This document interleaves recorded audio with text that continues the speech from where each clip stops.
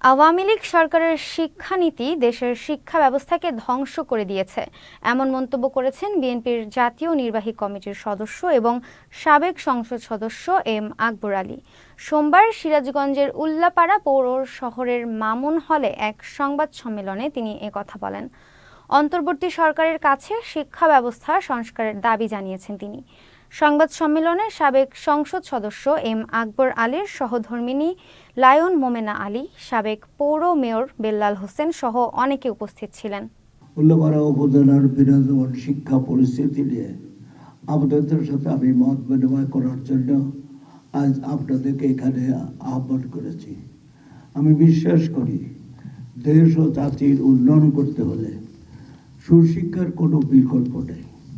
তাই শিক্ষাকে সর্বোচ্চ গুরুত্ব দিয়ে নিরলসভাবে আমি কাজ করে থাকি।